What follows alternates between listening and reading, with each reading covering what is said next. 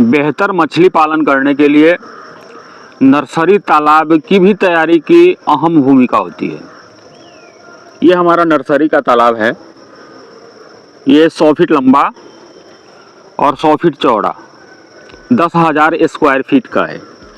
जैसा कि आपको नज़र आ रहा होगा, ये लगभग 5 या 7 दिन पहले इसको पानी निकलवा करके थोड़ा सा पानी अभी बचा हुआ है। उस दिन भी हमारा वीडियो आया था, जिस दिन हम नर्सरी तालाब में जो भी हमारा मछलियाँ, छोटी बड़ी मछलियाँ बची हुई थी, सबको निकलवा लिया गया था और इसको सूखने के लिए छोड़ दिए। क्योंकि अब बच्चा का नए ब्रीडिंग का सीजन चालू हो गया है, तो आप भी अगर आपके पास नर्सरी रखे हुए हैं तो सीजन चालू होने से पहले नर्सरी को आप सुखा लीजिए, उसको आप तैयारी करिए और फिर पानी वगैरह डाल करके पानी को 1 सप्ताह उसमें प्लैंक्टन बनने के लिए छोड़ दीजिए, प्राकृतिक भोजन बनने के लिए छोड़ दीजिए।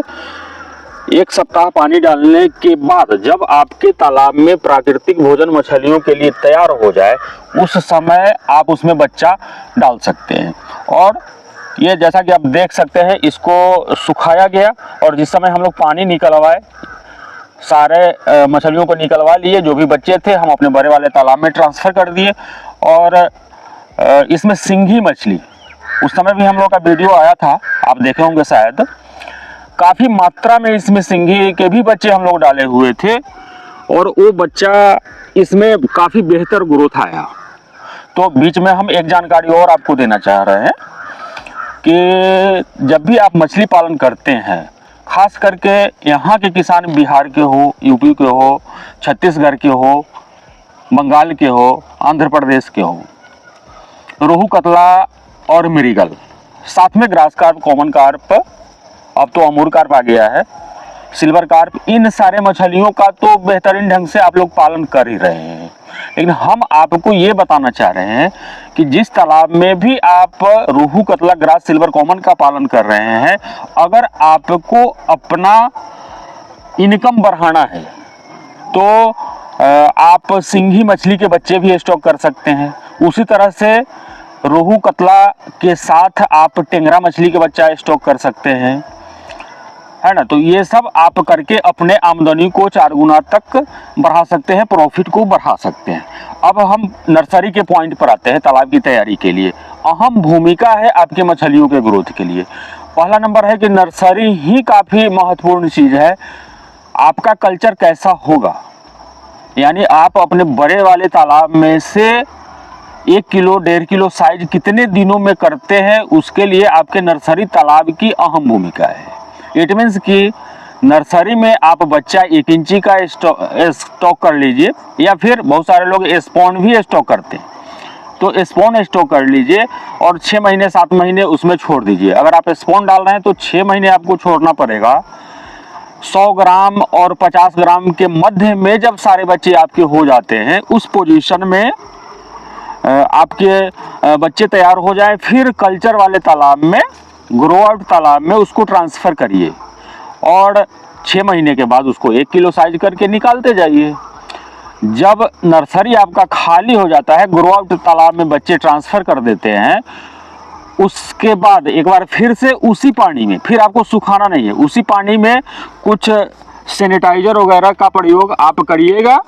सैनिटाइज़र का, ये हमारा बीके से सैनिटाइज़र का प्रयोग करिएगा और एक बार फिर से सैनिटाइज़र का प्रयोग के साथ साथ ये हमारा ईस्ट पाउडर, इसका प्रयोग करिएगा। जैसा हम बताएं कि पानी डालने के 1 सप्ताह बाद बच्चे डालने हैं और उससे पहले क्या क्या करना है, थोड़ा सा हम जानकारी इस विषय में देते हैं।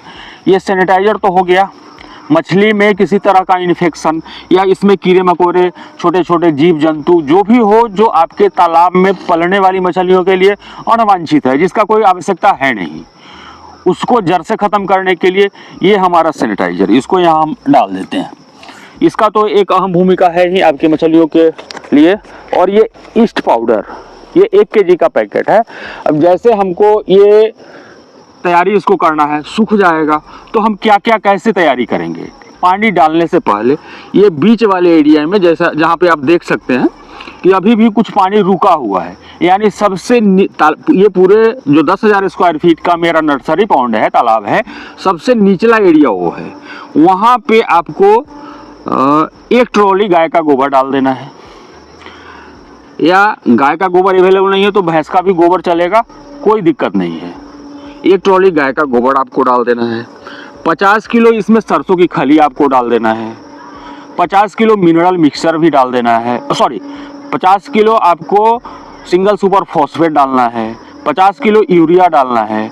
50 किलो राइस ब्रान मिलता है वो भी डाल दीजिए, या फिर मक्के का दर्रा डाल दीजिए। और ये ईस्ट पाउडर आपको 5 किलो इसकी तैयारी के टाइम में डाल देना है।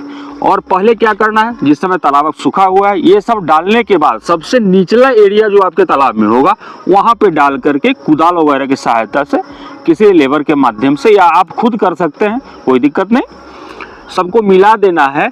और वहाँ पे मात्र 6 से 8 इंच पानी आपको भरना है 3 दिनों के लिए। 3 दिनों के लिए 6 से 8 इंच पानी, जहाँ पे आपने गोबर मिलाया है, खली मिलाया है, एसएसपी मिलाया है और ये ईस्ट पाउडर मिलाया है, उसी जगह पे सबसे निचली एरिया में मिलाना है। वहाँ पे 6 इंची से 8 इंची तक पानी, 10 इंची भी हो जाए तो ऐसा कुछ नहीं है कि 6 इंची ही, वहाँ पानी मिला देना है। फिर 3 दिन तक उसको सड़ने के लिए छोड़ना है। अब आप समझिए कि आपका फाइटोप्लैंक्टन और जूप्लैंक्टन वहाँ पे इकट्ठा हो गया है। अब इसमें आपको पानी डालना है। अब समूचे तालाब में आप 4 से 5 फीट, जब आपको स्पॉन डालना हो या 1 इंची का बच्चा डालना हो तो 4.5 फीट 5 फीट ऐसा पानी आपको नर्सरी में स्टॉक कर देना है। और बीच में हम बताना चाहेंगे, ये ईस्ट पाउडर नए लोगों के लिए, अगर आपको भी मंगाना होगा, ये बीकेसी पाउडर लिक्विड आपको मंगाना होगा, मिनरल मिक्सचर मंगाना होगा, या फिर फर्स्ट ब्रीडिंग वाले किसी भी मछली के बच्चे मंगाना होगा, तो आप स्क्रीन पर तो नंबर देख ही रहे हैं। बबलू सिंह नाम हुआ मेरा, बिहार हाजीपुर के रहने वाले।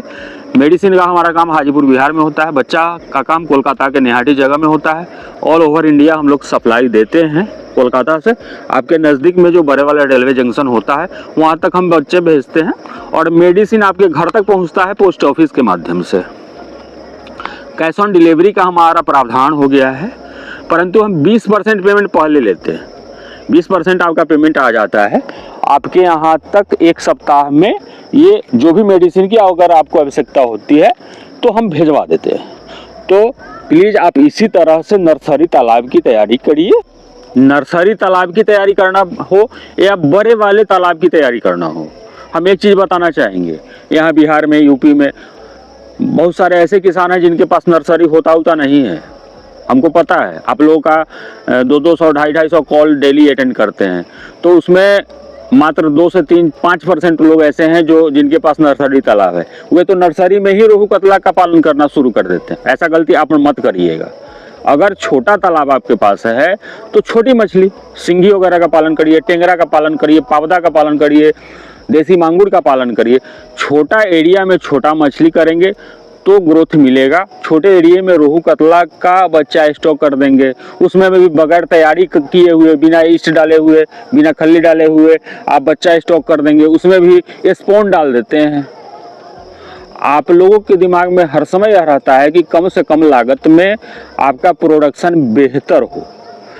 मछली पालन को व्यवसाय बनाइए, किसान बनकर के मत रहिए, कुछ लागत लगाइए और अपने कल्चर को, अपने प्रोडक्शन को बेहतर बनाइए।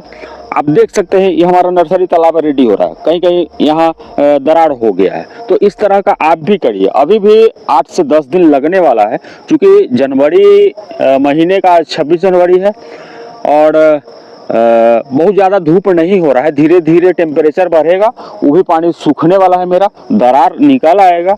उसके बाद हम लोग वही जो भी वीडियो में आगे बताए हैं, गाय का गोबर डालने वाले हैं, सरसों की खल्ली डालने वाले हैं, सिंगल सुपर फॉस्फेट डालने वाले हैं, यूरिया डालने वाले हैं और 100 बाई 100 के तालाब में 5 किलो ईस्ट डालने वाले हैं। अगर आपको भी डालना होगा तो दिए हुए नंबर पे कॉल करके आप मंगवाइएगा और 1 लीटर ये हम मार देंगे। जो अनवांछित कीड़े मकोड़े जो भी तालाब में होंगे उनका सफाया हो जाए, उनका नाश हो जाए, जिससे हमारा कल्चर आराम से होता रहे, मछलियों का ग्रोथ में किसी तरह का बाधा नहीं आए, मछलियों में किसी तरह का बीमारी नहीं लगे। दोस्तों एक बार फिर से वीडियो पर यहाँ तक बने हुए हैं तो हम धन्यवाद देना चाहते हैं। वीडियो के लास्ट में, चूंकि आज 26 जनवरी के अवसर पर यह वीडियो रिकॉर्ड हो रहा है, तो गणतंत्र दिवस का बहुत बहुत शुभकामना, बहुत बहुत धन्यवाद।